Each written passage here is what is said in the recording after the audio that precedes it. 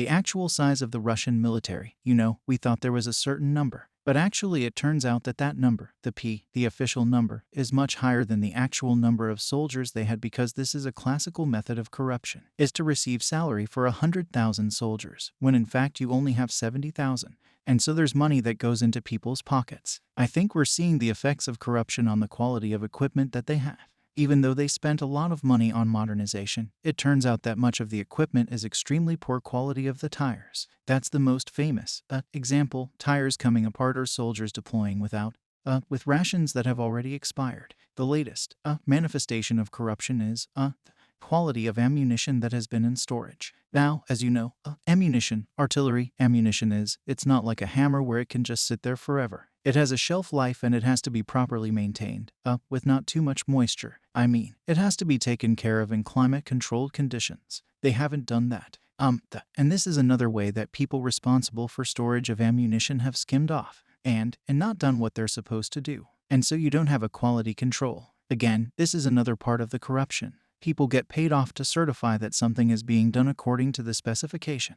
And then all you gotta do is take a look at the house of the residence of Defense Minister Shoigu. Not too bad for a government employee. It's enormous. And so corruption that permeates the entire ministry also leads to a carelessness, a disregard for human life, including of their own soldiers, a failure to properly equip and train and house their own soldiers. And it also, of course, is reflected in the corruption of the conduct of the soldiers stealing washing machines and toilets from Ukrainian homes and shipping those back. Or even worse, the murder and physical abuse of innocent people. Ukraine, of course, has gained worldwide respect for their ability. Even though the Russian side had all the advantages, the Ukrainians have defended their country successfully so far. Resilience of the people has inspired millions of us on the Russian side.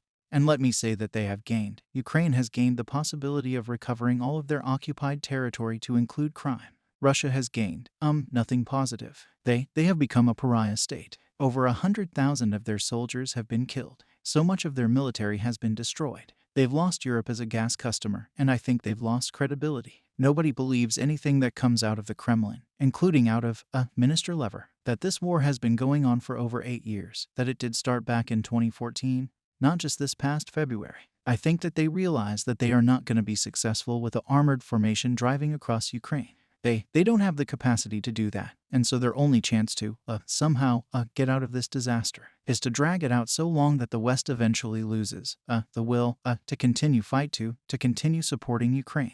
So that's why they're going after power grid, going after civilian population, trying to put refugees on the road into Europe, which will put pressure on European capitals. They're willing to spend the lives of thousands of soldiers who are not properly, just to push them into the meat grinder in hopes of dragging this conflict out so that we would lose the will to support. And clearly this is not working. We're going to hear tomorrow, from the latest round of the Ramstein Contact Group, a large amount of equipment that nations are going to continue providing. We certainly have to take the risk or the threat seriously, that they have thousands of nuclear weapons, tactical and strategic. It clearly does not care how many innocent people are killed, but I still think it's very unlikely that they would use a nuclear weapon. Number 1, there's no battlefield advantage to be gained by using the tactical nuclear weapon that would not change what's happening on the ground in any significant way in the Cold War. But the doctrine for using a tactical nuclear weapon was use it to create a gap or an opening in NATO defenses. And then they would have Soviet units that were trained and equipped to operate in a contaminated environment that would then exploit that gap that have been created in the situation. Now in Ukraine, there is no place to create such a gap, and more importantly, there is no follow-on force that's trained and equipped to operate in a contaminated environment. So it gives them no advantage to do this. And I believe that they believe President Biden's warning that there will be catastrophic consequences if Russia used a nuclear weapon. And so I think that the General Staff or the Russian Federation forces people around Putin and then the Kremlin, I think they believe it.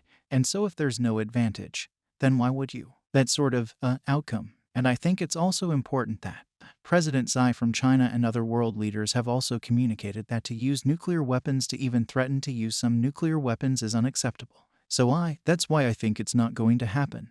The Russians have not changed any of their strategic objectives. Now, as I said earlier, what they say has very little credibility in terms of how they try to twist who's responsible for all this, somehow characterizing that this is defense of Russia And of course it's not. The safest part of Russia was the part that touched NATO or Ukraine before this conflict. So, I think that the Russian side certainly has millions more people. They do have unlimited natural resource, but they don't have the will to fight. I mean, it's clear that the Russian people really don't have stomach for this. They are.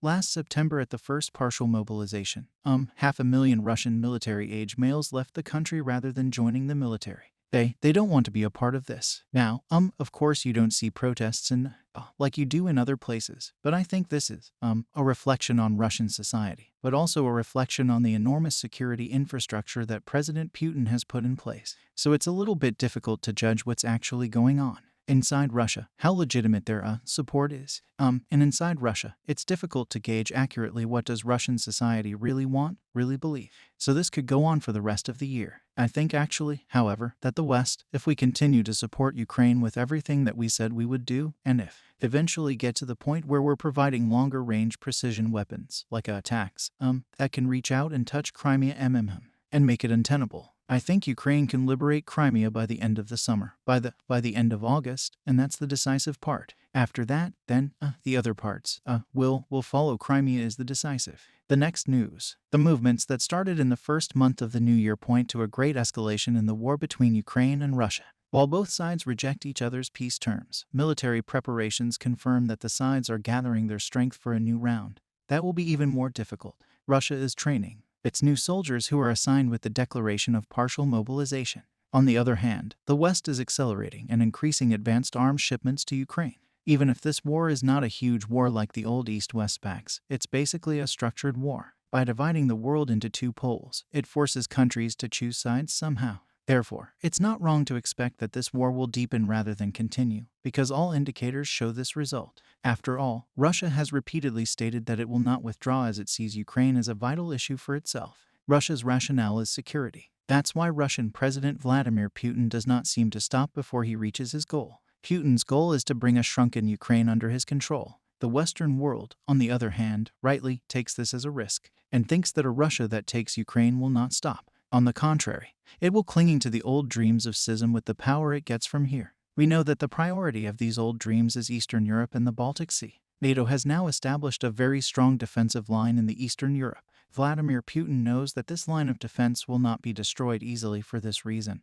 Russia's biggest focus outside of Ukraine has been the Baltic Sea recently. It's not for Putin to watch NATO take turns turning the Baltic Sea into a NATO lake after a succession of moves. As such, Europe, one of the most direct interlocutors of this war, is not only reconsidering its defense policies that it has not touched for years, but also restructuring its strategic position by trying to include Sweden and Finland in the NATO alliance. On the other hand, the United States does not directly fight against Russia and provides the largest military support to Ukraine among all other Western countries. Ukraine, which is trying to complete its preparations with the support of the USA and Western, plans to increase the tempo of the war and Russian losses and to lose control of Vladimir Putin as soon as possible. Ukraine at the same time is preparing for a phase where Russian President Putin has slipped away, and it may be a matter of time before his country faces a humiliating defeat. While Ukraine completely modernized its army with military aid from abroad, Russia suffered a significant loss of military strength, including most of its modern equipment due to the Ukraine war. On the other hand, while Russia is trying to cover its military losses with the mobilization it has declared, the inexperience of the newly arrived soldiers is seen as a harbinger of new defeats to come. On the other hand, the Netherlands is preparing to join the International Tank Coalition to deliver Leopard 2 tank ammunition and spare parts to Ukraine and contribute to training programs for the Ukrainian army. Earlier Dutch Prime Minister Mark Rutte emphasized that Ukraine has resisted the barbaric attack of Russia for Ian stated that the next few months will be very critical. The Netherlands, which has repeatedly stated that they are ready to provide all kinds of help to Ukraine, not only to protect itself, but also to win the war, accelerated their work. Dutch Defense Minister Kaja Allen said in a statement that it would not only make sense to deliver tanks, but it would also be effective to deliver a complete package emphasizing the need for ammunition and spare parts in addition to the training of Ukrainian soldiers. He stated that the Netherlands is the only country in the tank coalition that does not have a tank, but they have made an offer to help with training in addition to ammunition and spare parts. Currently, the Netherlands has 18 Leopard 2 tanks on lease from Germany. Olin stated that these tanks will not be transferred to Ukraine at the moment, and he did not ignore that they will go to Ukraine at a later date. In addition to the aid to Ukraine, There has been serious elbow contact with the Russian Air Force over the Baltic Sea of the Netherlands. Dutch F-35 warplanes took off to intercept 3 Russian military aircraft approaching the Polish borders. The Dutch Ministry of Defense said that 2 Dutch F-35 fighter jets were intercepted, Poland and on the Kolin and Gro border. This was because an aircraft unknown at the time was approaching the air identification zone. Quick response alert has been activated upon detection. It turned out that these were 3 aircraft, a Russian Il-20 meters and 2 Su-24 fighters. Dutch F-35s escorted the convoy from afar and handed over the escort NATO partners, the Defense Ministry said in a statement. Then the German fighters allowed the Russian planes over the Baltic Sea. It was recorded that the Russian plane flew without a transponder in flight plan. Captain Avasnsa, a spokesperson for the Polish Armed Forces Operational Command, stated that the Russian planes are in international airspace and do not violate NATO border. However, Dutch F-35 seconds were deployed to Poland to strengthen NATO air policing on the east coast Royal Netherlands. Air Force F-35 seconds are working with Polish MiG-29 seconds and Malur 8 F-35 Lightning II jets have been deployed by the Royal Netherlands Air Force to Malur, Poland to support air policing efforts in NATO's East W. The 22nd Tactical Airbase in Malur has been frequently used by NATO as part of the Baltic air policing since 2014 when Russia illegally annexed Crimea. The base has hosted Dutch, Portuguese, Italian, and Turkish jets so far. At that time, Malberg deployments were under NATO assurance measures. At Mal, the Dutch F-35 seconds were given 2 separate roles. First, they will work as air police in the region and also promote cooperation between NATO allies on the eastern flank. 4 of the jets have been allocated for air policing duty, and the other 4 will be available for training with the allies. They can also be used immediately if the situation requires it. The jets are currently running practice flights in close cooperation with the Polish Air Force preparing to take over NATO air policing, a mission as usual overseen by the Combined Air Operations Center, Germany. The Dutch deployed their F-35 seconds to Malur with special tent hang. These hangars were jointly built by 34 Dutch engineers supported by Polish personnel. The social arrangement of distribution is housed within a series of standard containerized neighborhoods. Lieutenant Colonel Guido S. Scholz, commander of the Dutch F-35 platoon, said it was a wonderful experience to deploy our advanced 5th-generation jets here in Malberg by sending 8 F-35 seconds. The Netherlands underlined their commitment to collective security and contributed to demonstrating NATO's presence in the area. In addition, the Dutch government announced that €2.5 billion from the 2023 budget were allocated to Ukraine for military and humanitarian aid. Returning to the Ukrainian front, the Russians are doing their best to deepen the uncertainty, saying that for now, they will not stop until they reach their goals they deem necessary. They will continue the war and they will not hesitate to use nuclear weapons when necessary. On the other hand, it creates a strategic military target to deliver the military success that Putin expects in return for the heavy defeat. In other words, the operative military objective in the field of operation was to persistently carry out regional attacks along the entire front. Russian President Vladimir Putin is trying to write a story in order to recover his damaged reputation, both for himself and for his country. Therefore, the end of the war is still a distant possibility for a ceasefire or peace. One side must lose hope. As a result, it is clear that the integrity of the Russian troops is broken and the Russians are unlikely to win.